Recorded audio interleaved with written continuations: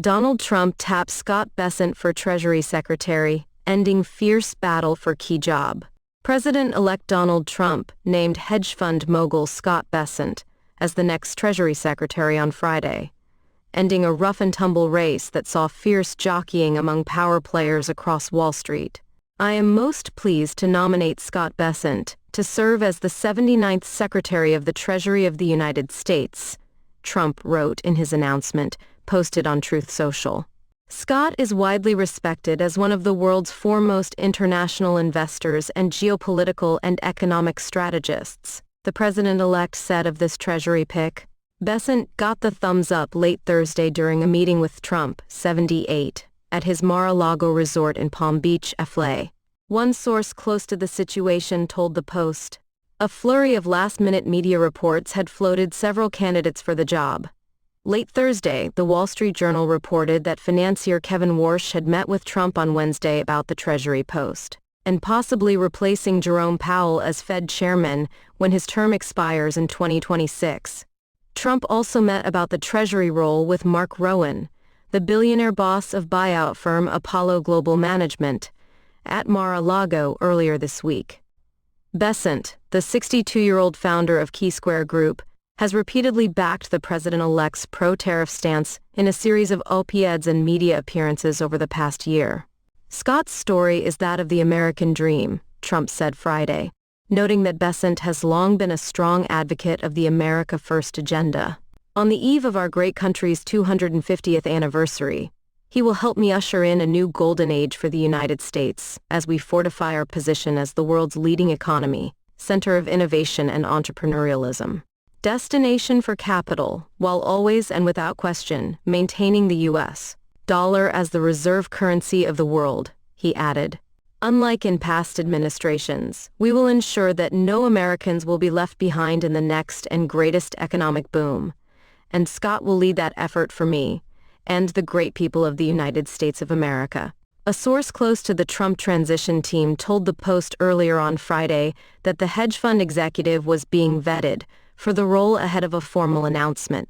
"If you want to bring a genius into that job who is loyal to the president, Scott is the right guy," one source close to the situation said. One faction of Trump world had been pushing for Bessent for weeks, trying to outmaneuver Howard Lutnick, the CEO of Cantor Fitzgerald and co-chair of Trump's transition team, in what had reportedly escalated into a bitter knife fight for the coveted role. One insider, speaking on condition of anonymity, said Lutnick, a fundraiser for Hillary Clinton during the 2016 election, was eventually handed the post of Commerce Secretary to calm things down. After Lutnick exited the Treasury race, sources said Trump continued to do interviews to hash out his options. Bessent and Rowan were both spotted at Mar-a-Lago on Wednesday. All the top investors and hedge funds said Scott Bessent is their number one pick because of his understanding of macroeconomics, said one veteran Wall Street insider. A source briefed on Rowan's interview, meanwhile, said the 62-year-old was an anti-tariff guy, and that was a non-starter for the president. Another staunch Trump loyalist and major donor, billionaire hedge fund boss John Paulson, ruled himself out of an administration post just 1 week after the November 5 election. A native of South Carolina, Bessent previously served as chief investment officer for George Soros and was instrumental in the Hungarian-born moneyman's Black Wednesday trade in 1992. The bet against the British pound broke the Bank of England, raking in an eye-watering $1 billion payday for Soros that cemented his reputation as a titan of global finance. Writing in the Wall Street Journal earlier this month, Bessent said Trump's second presidential term would usher in a revitalized economy for all Americans. Bessent also lashed out at the Biden-Harris administration for presiding over 4 years of reckless spending that has seen Uncle Sam's debt pile hit an eye-watering $35 trillion this year. The Biden administration's mismanagement has created serious challenges that Mr. Trump will need to overcome, Bessent stated in the November 10 op-ed, adding that Trump has a mandate to re-privatize the U.S. economy through deregulation and tax reform to spur the supply-side growth that he delivered in his first term. Large parts of Trump's 2017 tax cuts expire next year, giving Bessent the chance to help shape fiscal policy under the incoming commander-in-chief. My administration will restore freedom, strength, resilience, and efficiency to our capital markets, Trump's announcement continued. We will reinvigorate the private sector and help curb the unsustainable path of federal debt. As a lifelong champion of Main Street America and American industry, Scott will support my policies that will drive us competitiveness and stop unfair trade imbalances. Work to create an economy that places growth at the forefront, especially through our coming world energy dominance, he added. Together we will make America rich again, prosperous again, affordable again, and most importantly, great again. The president-elect has already tapped Tesla titan Elon Musk and biotech entrepreneur Vivek Ramaswamy to lead a new Department of Government Efficiency and tighten up the federal government's purse strings. Trump threatens to unleash Elon Musk on rebel Republicans who refuse to fall in line over his cabinet picks.